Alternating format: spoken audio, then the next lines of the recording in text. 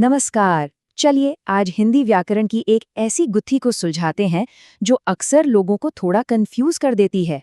लिंग यानी जेंडर। आज की इस बातचीत में हम कुछ ऐसे नियमों और ट्रिक्स पर नजर डालेंगे जिनके बाद हिंदी का जेंडर सिस्टम कभी मुश्किल नहीं लगेगा। तो शुरुआती करते हैं उस एक सवाल से जो हिंदी सीखने वालों के मन में अक्सर आता है। मेरा दही या मेरी दही, कौन सा सही है? सुनने में ये छोटी सी बात लगती है ना, पर सच कहूं तो ये सवाल सीधा हिंदी के जेंडर सिस्टम के कह सकते हैं दिल तक जाता है। आज इसी रहस्य को सुलझाते हैं। तो चलिए एकदम शुरू से शुरू करते हैं। किसी भी तरह के कंफ्यूजन से बचने के लिए हम बिल्कुल बेसिक से चलेंगे। अगर नींव मजबूत हो तो आगे की बातें समझना बहुत ही आसान हो जाता है। तो आखिर ये लिंग है क्या? देखिए, ग्रामर में लिंग या जेंडर किसी भी संज्ञा या नाउन की वो पहचान है जिससे पता चलता है कि वो पुरुष जाति का है या स्त्री जाति का। और हिंदी में सबसे मजेदार बात यह है कि यहाँ तक कि बेजान चीजों का भी जेंडर होता है, जैसे घर या किताब। और यहाँ एक अच्छी खबर है, कई दूसरी भाषाओं के उलट जहाँ 3-3 जेंडर होते हैं, हिंदी व्याकरण इस मामले में एकदम सीधा साधा है। यहाँ सिर्फ 2 लिंग हैं, पुल्लिंग और स्त्रीलिंग, बस। कोई तीसरा न्यूटर जेंडर नहीं, कोई झंझट ही नहीं। एक दिलचस्प बात यह है कि हिंदी ने अपना ये सिस्टम संस्कृत से लिया है, लेकिन उसे आसान बना दिया है। संस्कृत में तीसरा नपुंसकलिंग भी होता था, पर हिंदी ने उसे हटा दिया और हर चीज को या तो पुल्लिंग या स्त्रीलिंग में बांट दिया। चलिए अब आते हैं सबसे काम की चीज पर, लिंग पहचानने का एक ऐसा स्मार्ट तरीका, एक ऐसा टूल जिसे एक मास्टर की तरह समझ सकते हैं, जो ज्यादातर ताले खोल देती है। ये बहुत सारे कंफ्यूजन को एक झटके में दूर कर देगा। और वो ट्रिक है मेरा मेरी टेस्ट। बहुत ही आसान और कमाल का असरदार। बस किसी भी शब्द से पहले मेरा या मेरी लगाकर देखिए। जो सुनने में सही लगे, बस वही उस शब्द का जेंडर है।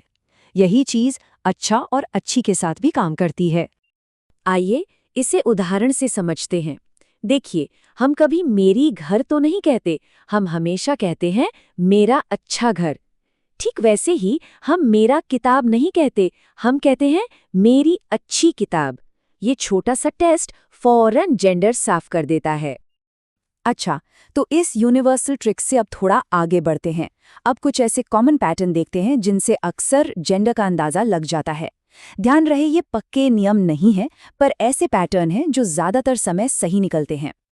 तो आम तौर पर पहाड़ों के नाम, दिनों और महीनों के नाम, देशों, धातुओं और पेड़ों के नाम पुल्लिंग होते हैं, जैसे हिमालय, सोमवार, भारत, सोना।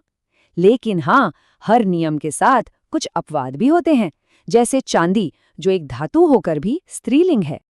इसी तरह ज्यादातर नदियों के नाम, भाषाओं के नाम, तिथियां और ई की मात्रा पर खत्म होने वाले शब्द स्त्रीलिंग होते हैं, जैसे गंगा, हिंदी, रोटी, नदी। पर यहाँ भी एक बहुत बड़ा अपवाद है। ब्रह्मपुत्र, जो एक नदी का नाम है, उसे पुल्लिंग माना जाता है।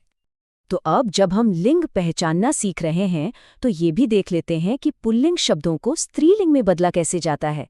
इसके लिए कुछ तय नियम हैं जो बहुत काम आते हैं। पुल्लिंग से स्त्रीलिंग बनाने के 4 सबसे आम नियम ये रहे। हम देखेंगे कि कैसे शब्दों के आखिर में थोड़े से बदलाव से ही उनका जेंडर बदल जाता है। जैसे कहीं अक को इका कर देते हैं, तो कहीं वान को वती। पहला नियम देखते हैं। जिन शब्दों के अंत में अक आता है, उसे स्त्रीलिंग बनाने के लिए इका कर देते हैं। जैसे लेखक का स्त्रीलिंग रूप होगा लेखिका और पाठक बन जाएगा पाठिका। है ना, बिल्कुल आसान। ये तो बहुत ही कॉमन है। जब किसी शब्द के आखिर में वान लगा हो तो वो वती बन जाता है, जैसे गुणवान से गुणवती। और अगर मान लगा हो तो वो मती बन जाता है, जैसे श्रीमान से श्रीमती। ठीक है, नियम और पैटर्न तो हमने देख लिए। अब जरा उन मुश्किल अपवादों पर फोकस करते हैं। ये वो आम गलतियां हैं जिनमें कभी-कभी अच्छी हिंदी जानने वाले भी फंस जाते हैं। तो पहला और सबसे बड़ा मिथक तोड़ते हैं। भले ही पानी शब्द ई की मात्रा पर खत्म होता है, पर यह स्त्रीलिंग नहीं है। पानी हमेशा पुल्लिंग होता है। हम कहते हैं पानी ठंडा है, ये नहीं कहते कि पानी ठंडी है। और अब हमारे सबसे पहले सवाल का जवाब। दही भी पानी की तरह ही एक बड़ा अपवाद है। ये भी पुल्लिंग है। तो सही क्या है? सही है, मेरा दही खट्टा है, मेरी दही खट्टी है नहीं। ये सिर्फ हमारी कही सुनी बात नहीं है, व्याकरण की किताबें भी इस पर खास ध्यान दिलाती हैं। जैसा कि एक गाइड में लिखा है, बहुत बार लोग गलती से स्त्रीलिंग मान लेते हैं और ये बात पानी और दही दोनों पर बिल्कुल फिट बैठती है। कुछ और खास अपवाद भी याद रखने चाहिए। जैसा हमने पहले बात की, चांदी स्त्रीलिंग है और देशों के नामों में श्रीलंका को भी स्त्रीलिंग माना जाता है। सबसे जरूरी बात ये समझनी है कि बेजान चीजों का जेंडर किसी लॉजिक पर नहीं बल्कि परंपरा और चलन पर टिका होता है। तो इस पूरी बातचीत से हमें क्या लेकर जाना है? चलिए, 3 सबसे जरूरी बातें अपनी हिंदी टूलकिट में डाल लेते हैं। पहली और सबसे जरूरी बात, जब भी कभी भी कोई शक हो तो सीधा मेरा मेरी टेस्ट इस्तेमाल करना है। ये सबसे भरोसेमंद तरीका है। दूसरी बात, वो 2 बड़े अपवाद, उन्हें तो बस दिमाग में बैठा लेना है। पानी और दही दोनों पुल्लिंग है। और तीसरी बात, पैटर्न समझना बहुत अच्छा है, पर असली बॉस कौन है? भाषा का रोजमर्रा का इस्तेमाल। नियमों से ज्यादा उस पर भरोसा करना है। और आखिर में एक सवाल जिस पर सोचा जा सकता है, ऐसा क्यों है कि भाषा के नियम, खासकर जेंडर जैसे नियम, हमेशा लॉजिक पर नहीं बल्कि सदियों से चली आ रही परंपरा पर आधारित होते हैं?